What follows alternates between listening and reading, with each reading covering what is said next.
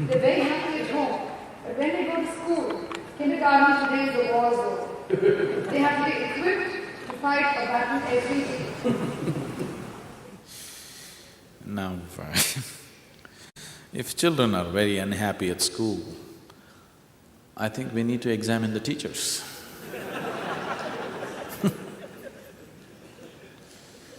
Because it's a natural human trait. It's a natural human trait that when you get to know something that you did not know, it brings much joy to you. Is it so? Yes? Learning is a natural human trait that when you learn something that you did not know, it should make you joyful. If learning is making people miserable, then we have not understood what learning is. Unfortunately, you're not sending your children to school because you want them to know, you want them to learn, you want them to earn. That's why you're sending them to school. It's an unfortunate way to handle education. That's not education. You want them enslaved, so the teachers are doing the job for you. You want them enslaved to what you call as economic well-being, so the teachers are just doing the job for you. You are not sending your children to school because you want them to develop a thirst for knowing, irrespective of whether it's going to make money or not make money, isn't it? So you better change your attitudes about education. We are coming up with a school where the whole focus of education is not going to be about suppressive information, but about kindling the thirst for knowledge. If the thirst for knowledge is kindled in the child, you can't stop him from learning. You cannot stop him from learning, he's going to learn anyway. But instead of kindling that, you're suppressing it, beating it down with your idea of what is education, because your idea of education is social status and money. It's a wrong way to approach education altogether. So, children, slowly, these joyful bursting pieces of life slowly become sad like this because you're just misorienting them completely. With the kind of compulsions that you have built within yourself, you're trying to put the same compulsions upon the children, which is not necessary. I find the concept of your inner engineering as a way of life for children is very difficult because when they have to meet children from different walks of life, a different social milieu, and how does this inner engineering, which I would try to give my children at home, how would that withstand the competition, the pressure, the kind of lifestyle that other children have? How do my children go into this? If I were to… See, the pressure is only because you're putting two absolutely unique beings in comparison. What's your name? Meenakshi? Is there one more person exactly like you on this planet?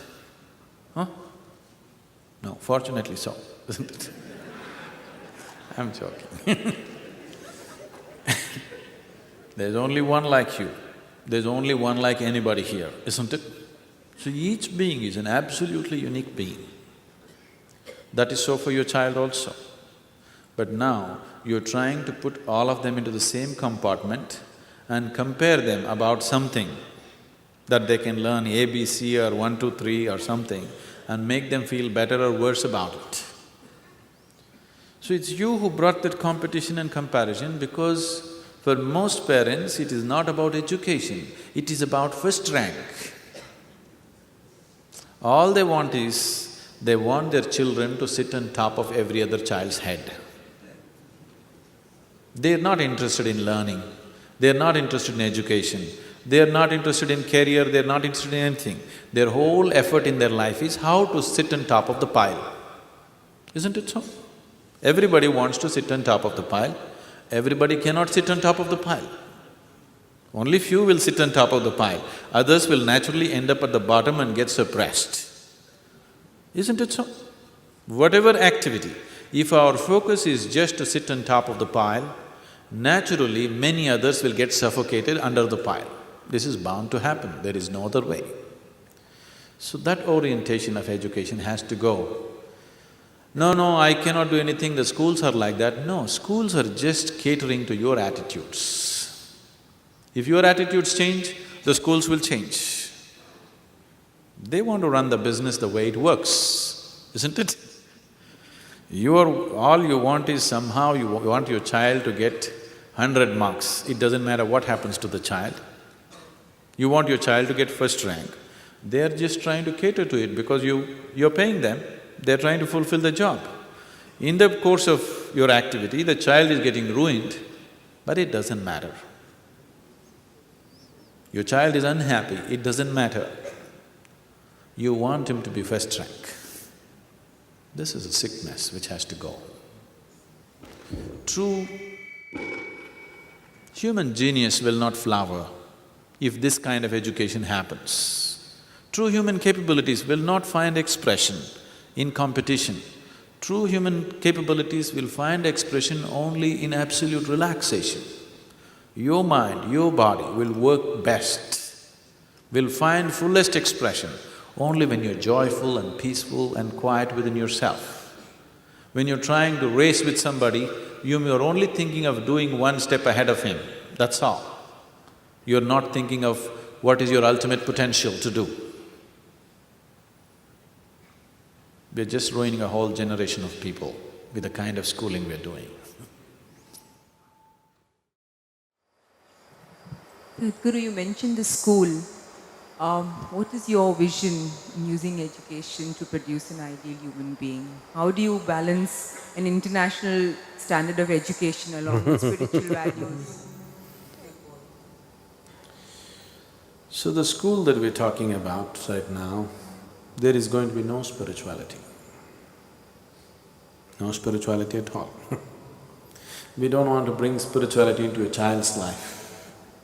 We will teach them some simple forms of yoga for mental and physical health, that's different. But no spirituality will be brought to them as a part of education, never. Because spirituality should not be brought about like that. Maybe after they finish their education, if they want to go through a stint of 3 months or 6 months of spiritual training, they can, that's by choice. That anybody can go through. But the children who… because the premises also we will move it out, only 1 or 2 years it'll be in the ashram, after that we will move it out close by. Already we're making necessary arrangements for that. So the school will not try to teach any spirituality. At the same time, we just want to cultivate a certain openness in the human being. See, somebody turns successfully spiritual because he has developed a certain openness about life. He has no conclusions about anything, he is willing to look at everything. This is something we will cultivate in the child, that the child learns to look at every aspect of life with absolute openness, without prejudice, without any religious, cultural or any kind of inclinations, with absolute openness to every aspect of life. If that happens, whether you talk spirituality to him or you don't, he will anyway turn spiritual. Spirituality will be a natural part of his life, not something that he pursues going to an ashram or someplace. It'll be just a natural part of his life because he has developed an openness to every aspect of life. And actually, education was supposed to be that right from the beginning. The very purpose of educating people is to broaden their horizons, isn't it? But you tell me, as people are getting educated, are they broadening their horizons or are they becoming very narrow? See, just let's say 50 years ago, in India there still are such families, but everywhere in the world, people lived in large families. In India, 300, 400 people lived in one house. Huge families. There was no big problem, They knew how to adjust with each other and go on because 400 people living in one place is a challenge. That's what the ashram is. Now we are back into that old system of being one large family, and this is even more challenging because there are different types of people from different cultures, different languages, different attitudes, different likes and dislikes, but living together without friction needs enormous maturity and a very broad way of looking at life, otherwise you cannot. But just see now, as modern education came, slowly we can't even live with our own parents anymore. We just thought husband, wife, children, this is family. But now in the last 15–20 years, even that is going away. Family means just you. Your husband has to live in a separate house, you in a separate house. Together you won't last 10 days. Children have to be there separately. Somewhere else they must be. In one place, even 2–3 people cannot live together, isn't it? This is what education has done to you. It has not broadened your horizons. It's somewhere made you so narrow and individualistic. You're no more inclusive, you're becoming very exclusive, isn't it? The inclusion is totally gone. The whole idea of educating a person is that he is just living in a narrow sphere of life. You educate him, make him know about the whole world and broaden his whole perspective of life. Education means inclusion, isn't it? But the kind of education we are imparting to the children, it is making them so highly exclusive, they can't even stand one more person in their life. See, most people have gotten themselves into a situation they can't live with anybody anymore, isn't it? So, that is not just individual, it is it's the phenomena of the world, it's a generational phenomena because of the kind of education that's being imparted. So we want to impart an education which is highly inclusive, that as you grow, you include the whole world as yourself and live, and that's spirituality. So spirituality will not be taught.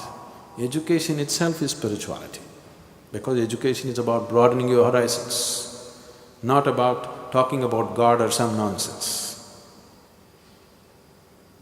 So, we want children to grow up keeping their intelligence intact, not suppressive education, where the child's thirst to know is kindled, but he is not forced to learn. So, the longing to know, the longing to learn has to be brushed up within the child, not just feeding with enormous amount of information and expecting him to pass. This will not be like that. This will be a very different type of structure. At the same time, by the time they are 16, 17, we will prepare them for any university in the world, they will be ready to go.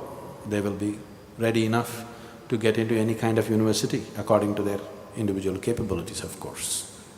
But apart from that, they're fundamentally learning to live better. They're learning to handle themselves better and live better with themselves and with people around them, which is a very important factor. And people are successful in their life not because they have degrees, not because they have university certificates, it's because they're capable, isn't it? So, this school will be more capability-oriented, not qualification-oriented. We are seeing how to enhance the capability of the child in whatever area his natural talent is, rather than trying to just make him qualified with a certain, certificate attached to him. Sadhguru, whatever you said about the school and the education just now, it's modern and contemporary. But what about the ancient schools, the gurukuls of the past? Were they not successful in producing good human beings? The ancient gurukuls were definitely like this. The ancient gurukul was 100% the way I am talking. The very purpose and the basic function of the guru was to destroy all the things that you have assumed as true. But now the education also involves equipping the person to earn his living and make his living in the world. So we have those twin challenges. At that time, the Guru was not trying to impart, you know, skills for him to go and survive in the society. Because if your father is a cobbler, you naturally became a cobbler. If your father is a king, you became a king. If your father is something else, you became that. You didn't have to be equipped to make a living in some other way in ancient times. So the Guru was only educating them towards the realization. So the job was more, I would say more simple, because it was unidimensional. But now it's not like that. Both the things need to happen. We have to equip the child to live in the modern world and still not mess him up with the nonsense that's happening in the name of modernity. So it's a much bigger challenge today than what it was then. And at that time, once the parents gave the children to the Guru, they left him there in complete his authority. Now the parents are very nosy, you know. They won't leave the children full, they want to constantly meddle with that, they want to put in their own stuff into it, all those issues are there. So it's much more complex today than it was in the Gurukul. In the Gurukul, the Guru had to just teach them how to exist, how to live, how to be with somebody else, how to be with himself. This is all. He was not trying to equip him to a modern university. So, those days only a few children who had a very academic bent of mind or a very scholastic bent of mind, such children was trained in scholarly matters. All the other children naturally went to their father's profession, whatever it was. Now it is not so. Even if the father is a cobbler, he wants his son to become a professor. That's the situation in the world today, isn't it?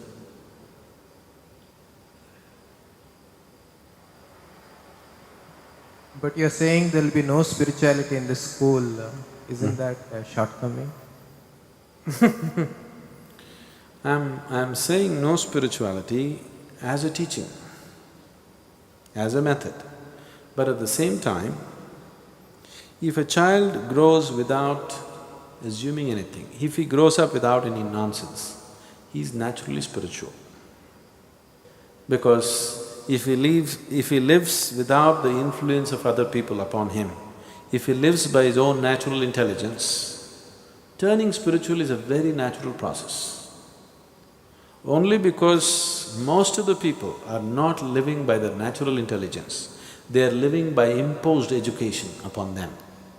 Spirituality is a faraway thing in people's lives. Otherwise, if people live by their natural intelligence, turning spiritual will be a very normal process for most of the people, except a very small percentage who won't go that way for various other reasons. So, when I say no spirituality, we are not going to sit there and talk to them about how to attain enlightenment, what to do, this, no. But at the same time, the education process itself is such where there is no messing with the child, no influence, no religion, no imposition of any kind of ideas or beliefs, where child has to figure out things for himself. If you are allowed to figure out things for yourself, there is no other way but to turn inward, to know things about life. Only if you listen to your Bible or Gita or what this person said or what that person said, then you don't have to turn inward to know. It's already written there. If you don't read any of that stuff, when you start thinking about life, when you start looking at life, the only place to look is naturally inward, isn't it? Where else will you look? One day it happened.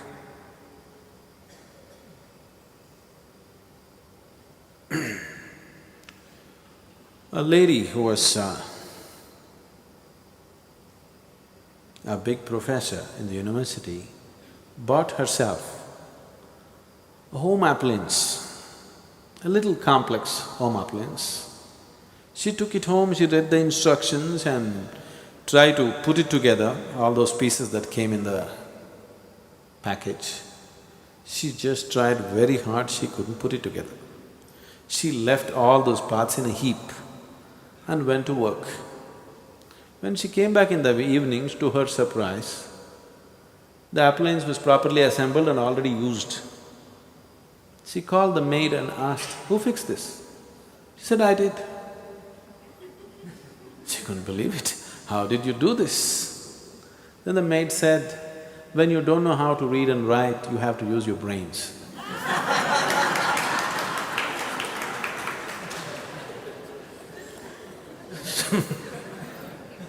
We want to teach the children how to use their brains, not just to read and write. Read and write is important, but using your brains is more important, isn't it? Just see, lots of educated people who are very successful in their careers and things like that, with their own lives, just see what a mess they are. Obviously, they're not using their brains when it comes to their life, isn't it so? The very way they are, it is very obvious they are not using their brains when it comes to their own life. They know how to go and, become doctors, engineers, become big academics and all that stuff. But when it comes to their own life, it looks like they have no brains at all, because they've forgotten how to use it. It's not that they don't have it. So, education should, stimulate your brain, not dull your brain, isn't it? Education should stimulate your intelligence, not take it off. Today, education scientists in the world are saying, if a child goes through 20 years of formal education, 70% of his intelligence is irrevocably destroyed. That means you're coming out as a knowledgeable idiot. And that's a huge disservice to humanity, isn't it? It's a huge disservice to humanity if you're just destroying the child's intelligence, because the future of the world is just in their brains, isn't it so? Whether we are going to produce beautiful things on the planet or very destructive bombs on the planet or something else more destructive than that, simply depends on how well coordinated this person's emotions, intelligence and all these things, how well coordinated a human being is. That is how he is going to use his intelligence, and that is what he is going to produce in the world, isn't it? See, the most intelligent people in the world have contributed to all the violence on the planet. Otherwise, violence wouldn't be happening in the scale in which it is happening. See, people have always been essentially violent, a certain segment of the people. Whether he was a caveman or later on, Bronze Age, Iron Age, whatever you take, they've always been violent. Initially when he was a caveman, he killed with stone, that's Stone Age. Iron Age means he killed with iron. Bronze Age means he killed with bronze. Nuclear Age means he kills nuclear, okay? They've always been essentially violent. But the scale of violence that can happen today has happened because the best brains in the world have cooperated with this, isn't it? Yes? The best brains in the world have worked to create the most violent ways to kill humanity, isn't it? If the intelligent in the world had not cooperated, the violent man would kill one or two with a stick or stone or something. But only because the intelligent person in the world has cooperated, now the violent man can kill in millions. So, intelligence twisted out against our own well-being is no intelligence. Right now, human intelligence has become like this. It's not a blessing, it's a curse. Intelligence is the biggest blessing that a human being has. But right now it has become a curse upon humanity, simply because the human being is not coming out as a well-coordinated being. He is dislocated human being within himself. This intelligence is dangerous. If you were like a donkey, you would only kick, nothing more, isn't it? The maximum violence you would cause is kick with both your legs, nothing more. But now human intelligence has become so dangerous. What should have been a blessing has become such a big curse. and education is definitely playing a huge role in that. Whatever we wish to do with the youth, one thing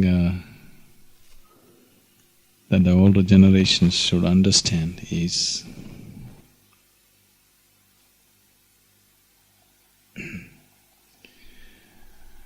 what you're referring to as youth is that segment of humanity which is more alive than you. What I see is, if the world was guided by the young, the world would be a better place to live. It is just that because youth means it is that segment of humanity which is in a high energy state. Because they're in a certain level of high energy compared to the other part of the humanity, it is just that every little thing that they do is little exaggerated. It's little bigger than what the other people can do. If something constructive has to happen in the world, it has to be youth. If something destructive has to happen in the world, it has to be youth, isn't it? Because they're much more live than anybody on the planet. So instead of always treating youth as some kind of a disease that needs to be handled, we must understand youth is much more live than the other parts of humanity. It's better to be guided by the youth than trying to fix them to do what somebody else thinks is right. It is just that because they're in a certain state of listless energy, if there is no inspiration, if there is no proper guidance, it very easily turns negative. But otherwise, definitely they're closer to life than anybody. Actually, it would be wonderful if this world was guided by little children, because they're closer to life than anybody else. See, after all, everything that you wish to do on the planet is just for human well-being, isn't it so? Yes? Human well-being means human happiness. If you look at your children and yourself, definitely your children are a lot more happier than you, isn't it so? Yes, they're capable of more happiness than you in 24 hours' time. So when that is the thing, tell me who should be a consultant for life, you or your child? Huh? Definitely the children, isn't it? Because they're closer to life. You are carried away in your thoughts and emotions, they are much more closer to life. If only the world learned from children rather than trying to teach the children, this would be a very beautiful place. So, youth is not a disease. Usually, the older generation is always trying to handle youth as if it's some kind of a disease that needs to be fixed, that needs treatment. It doesn't need any treatment. It is people who have gone away from life who need treatment. Those who are close to life don't need treatment, they have to just live. One big lapse that is happening today in the world is our educational systems have become 100% informative. There is no inspiration. Without inspiration, no human being raises beyond the limitations in which he lives. It's only when he's inspired that a human being aspires to go beyond the limitations in which we're existing right now. And today education has become totally bereft of inspiration. A teacher is not somebody that is worth looking up to, unfortunately. Because when it's all information, you can as well get information from an audio or a video or internet or wherever. You don't really have to listen to your teacher. The teacher is not the best means of transmission when it comes to pure information. A book is better, internet is even better. Only if the teacher's role is to inspire people to learn, to create a thirst for knowledge and things like that, only then a teacher's role has something to give. If he is just trying to transmit information, the other means of transmission are better than a human being, because human being can always misinterpret, isn't it? Making the whole education system purely informational has caused an enormous damage, and that time of life, when you're youthful, when you're capable of many things, that span of life unfortunately goes waste, simply because the necessary inspiration is not there. So creating inspiration means, generally, most leaders in the world have always inspired people only by creating an external enemy. If you create an external enemy, you can have everybody on the street. Action, isn't it? But when you point out to people that the real enemy is within you, your limitations are your biggest enemies, isn't it? Whatever your limitations, your fear, your anxiety, your anger, your hatred, whatever the limitations from which one suffers, when you say when the enemy is within you and to inspire, it needs much more commitment and dedication. Unfortunately, dedication and commitment have become such scarce material on the planet. Everybody is thinking of doing one big mela one day and getting the youth inspired into wonderful states. Such things won't happen. It needs a daily committed, dedicated work. It's a lifelong thing. It's not that today you do something, everything is fixed. There is no such possibility. Unless we are willing to… It's like nurturing a plant, it's like nurturing a tree. If you want it to bear fruit, you have to nurture it every day. Every day you have to water it, every day you have to take care of it. If this dedication is shown by the adults, the grown-ups, you will see youth will do miraculous things. Only because such dedication is missing in the general population, youth seem to be disoriented. They don't know what to do, they'll do their own things. Short-term things. Because everybody is working on short-term goals, youth also work on short-term goals. See, after all, every human being, just every human being in the world, is concerned about human well-being, isn't it? No, there is a criminal, no, there is a thief, no, there is somebody else. They are also concerned about human well-being. It is just that his idea of human well-being is just this human being. Yes? A criminal also is concerned about human well-being, but his idea of humanity is just himself. Somebody's idea of humanity is he and his family. Somebody else's idea of humanity is he and his country. Somebody else's includes the whole world. Everybody is concerned about human well-being in different proportions.